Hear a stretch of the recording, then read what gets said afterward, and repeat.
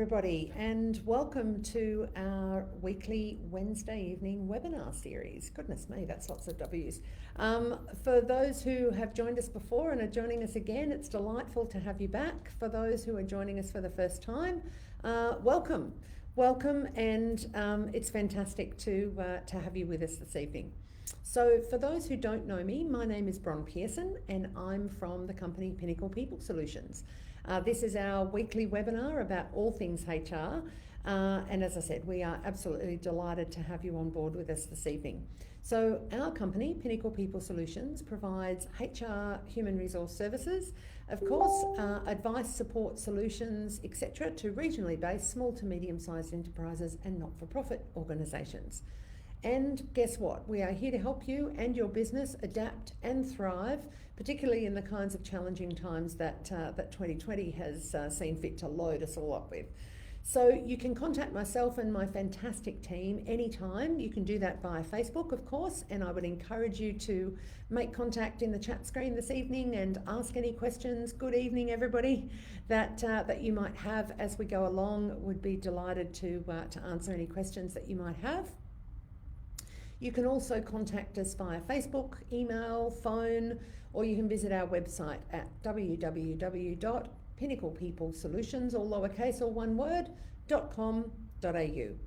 So as a continuation of our COVID-19 employer advisories, each Wednesday evening at 5:30, we are doing a deep dive into a particular HR topic to provide information and insights on topics of interest to regionally based business.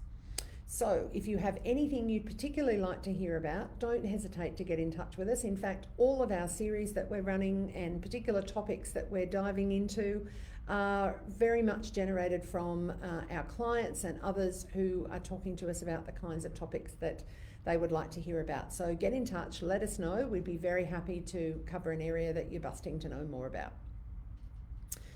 So, as of last Wednesday, we commenced our Back to the Workplace series. We're therefore in the middle of a three-part series on Back to the Workplace, and we're looking in detail at a topic that is only going to grow in terms of the minds of business owners, managers, and staff. And it's really that fundamental question of how do we get back to the workplace after a pandemic? Well, after, yes, we're kind of still in the middle of one, as the circumstances in Adelaide have proven in the last few days. What does it look like to get back to the workplace? And how can the situation be managed for maximum benefit to everyone involved? As well as, of course, and importantly, dealt with lawfully and compassionately. So last week, which was the first in our three-part series on Back to the Workplace, we talked about what's happening and what is next. What has changed over the last 9 months? How are our employees, our managers, the government, and all other stakeholders that might be involved in our business or related to our business feeling about getting back into the workplace? What are the consequences of the various options, both for individual businesses and for the economy and society more broadly? So this week, as part 2 in our series, I want to talk through more what options are available to you for your business to evolve in this time. And in the final week of this mini-series, so next week's Wednesday, I will be sharing the actual steps involved in getting back to the workplace, both by employers and employees, and what essential legal and practical considerations need to be taken into account by businesses. So that will be the third in our series next week. So today's fundamental question is, how do we evolve? So let's look at working from home versus working in an office environment. And the first thing I would say about that, pardon me, is that comparison is not black and white. There is a mixture of those options that may well be optimal for your business moving forward. You need to think about how you manage rostering and scheduling when staff are either in the office or not in the office. How are you going to do that moving forward to optimise the benefits for your business and also for your staff and the arrangements that they have to navigate, both in terms of work and in terms of their commitments outside of work. I'd like to maybe give reference to a recent news example. So King and Wood Mallisons, a company that some of you may have heard of, have rolled out a new rostering system in their organisation where teams decide for themselves how to divide their days in the office and days at home, where each team has to ensure that clients are being serviced properly, workloads are being managed, and the key social and connectivity benefits of being together in the workplace are also achieved. So these guys, through this new rostering system where teams decide for themselves how they're going to do it, has been introduced by this company to try and maximise those benefits. So making sure clients are being serviced properly, that workloads for all staff are being managed appropriately, and that the key social and connectivity benefits of being together in the work environment are able to be achieved also. So that really does bring us to quite a fundamental question for those of you who are listening to this, who are business owners and managers. Who needs to be in your office space and when? What are your client or customer expectations? Those are really important considerations for you to contemplate, because we're no longer in a situation of just because we can means that we should. We've got lots of different options now that are open to our businesses to help them evolve and continue to evolve. And so those fundamental questions about who needs to be where and when, and what are your client and customer expectations and how best might you meet those moving forward, are fundamental questions for business owners to consider and to answer. Let's think about for a moment your actual physical office space. So if you're changing the way that your staff work, the considerations, of course, to think about in that respect is the physical workplace that you have and perhaps have had to this point in time still appropriate? Do you have adequate social distancing in place in those areas that your staff are working? Do you have enough desks? Do you have too many desks? Do you have a greater need for meeting rooms rather than solo workspaces, for example? There's lots of different combinations, permutations, all of those things that are going to come out as a consequence of your cleaning and social distancing and those other hygiene requirements that businesses now will have to meet, as well as the needs of your clients and of your staff and how all of those things are actually going to work together. You also need, of course, moving forward, to manage the expectations of your staff. And one of the things that's really important to ask yourself is, what are the protocols and expectations that you have put in place for work from home or hybrid working around hours and productivity, for example? Are those protocols and expectations that you have put in place for those things, are they reasonable? Are they effective? If you don't measure it, you can't manage it. So what processes have you got in place for, beyond the emergent and immediate issues that you had to deal with to keep your business operating? How effective have those things been? How reasonable are they? Are they reasonable to continue? All of those things in terms of the expectations of your staff are really important considerations.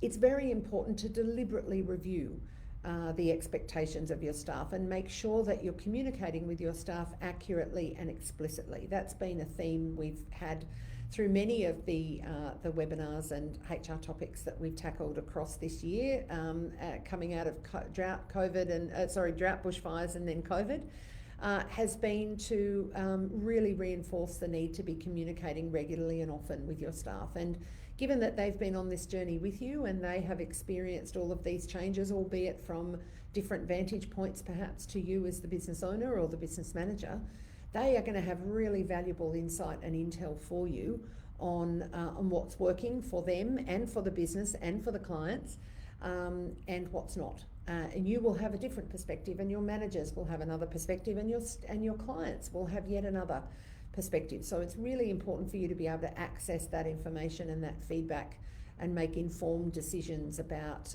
how you're going to manage work moving forward.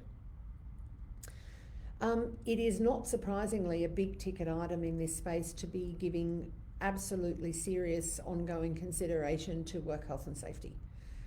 So have you to this point in time, and yes, you must continue to need to make sure that you know what your health and safety requirements are in your business and that you continue to meet this. Have you been doing this well so far? Do you know? How can you improve? So if you don't know how you've been going, you're certainly not going to know how you can improve. Again, if you can't measure it, you can't manage it. So really important to be on top of your health and safety requirements as an employer generally, let alone the health and safety obligations that you have that have been particularly pandemic and COVID specific. In the office, for example, it's incredibly important that you're on top of the cleaning protocols that are expected for a business of your nature and how your business is constructed. Are you up to date and aware and compliant with your COVID safe spacing requirements, which I mentioned earlier in terms of your physical location? Do you have appropriate protocols and management in place for people and clients that are visiting your work environment or your workspace? So that's in the office: cleaning, COVID spacing, COVID-19 safe spacing requirements and protocols and management for people and clients visiting your workspace. Of course, at home or away from the normal office space for working, the following questions are absolutely critical for you to know the answers to as business owners and managers. Do your staff have a safe and ergonomic workspace and furniture in the space that they're working for you and doing your business work? Have you checked? Have you actually been involved in the process of assessing that with your team members and making sure that it is safe and workable and ergonomic, and that there is no undue pressure or difficulty for your staff working in a different location to normal? Do your staff have the equipment that they need? It really is important to ask. You may have assumed that they do, but it's really important to keep those lines of communication open and to be asking staff and checking back with them regularly that they have what they need to be as efficient and effective and to feel that they can be as possible, as well as still really well connected to the organisation and to your clients. Do your staff have adequate internet access and electronic security at home to protect your business and client data? This is often one that businesses really don't think carefully about, and that is the security of data systems and so forth when they're being accessed away from your normal place of work. So have you talked to your staff about the arrangements that they have in place in their homes, the Wi-Fi's that they're connecting to, and the security of your business and client data? Because there's every chance that your business has privacy legislation and other compliance requirements to do with both staff and client data. And if you're putting that data at risk inadvertently or directly, then you could be liable. So it's really important to be mindful of that. Do your staff have adequate insurance to cover your investment in their home office? Now, that's often a conversation that business owners haven't traversed yet with their staff, and it really is important to have that conversation. How is the office equipment actually secured, and what's the insurance obligations and coverage, etc.?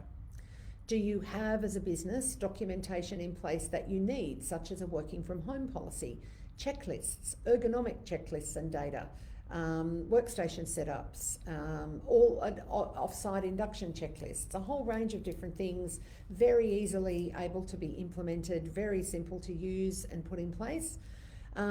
So do you have those things in place? Do you have an epidemic and pandemic policy, for example? All of those things are really important to make sure that you are able to meet your health and safety obligations to your staff and to your clients. Do you hold toolbox safety meetings with your staff who are working remotely from where they might normally work, whether it's at home or elsewhere, to keep work health and safety top of mind during this time? So whatever your working arrangements are that have been in place or you're going to evolve into place, it's really important to keep health and safety and regular discussions about health and safety top of mind for everybody, whether you're the business owner, your managers, or your staff.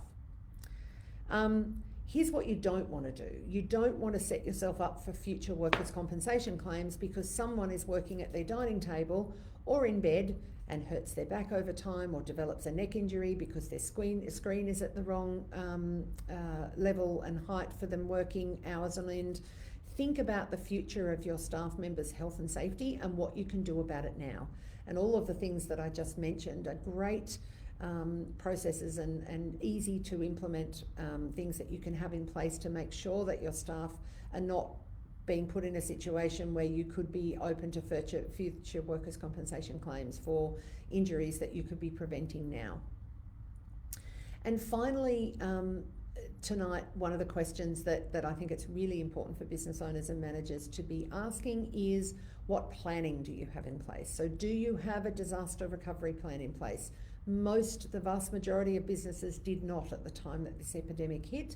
But let me tell you, it is incredibly important that you do have disaster recovery planning in place. And it doesn't have to be a war and peace, but it does have to be a roadmap that you're going to follow in the event that you have a disaster. And goodness knows this pandemic has certainly been that. And for businesses prior to this, drought and bushfires has certainly fallen into that category as well. So do make sure you have disaster recovery planning in place, because this won't be the first time that we have to go through circumstances like this or face the kind of, rapid and potentially long-standing changes to the way we work that have come about as a consequence of events in 2019 and 2020. So really great to have that planning in place. When you're doing that planning, please make sure that you have contingency options in place if someone in your workplace is diagnosed with COVID or there is a sudden increase in cases. You have to be able to change your model quickly and efficiently and effectively. We've already been through that by necessity. Let's make sure we've got great planning in place to help guide us in the event in the future that we're faced with the same or similar situation, to pivot quickly again. So I'm just having a look quickly here at the chat screen. I haven't had any questions come up yet this evening, but very welcome to put them in there, and I will answer them or get in touch with us in any of the forms that we've put up there in terms of contact information.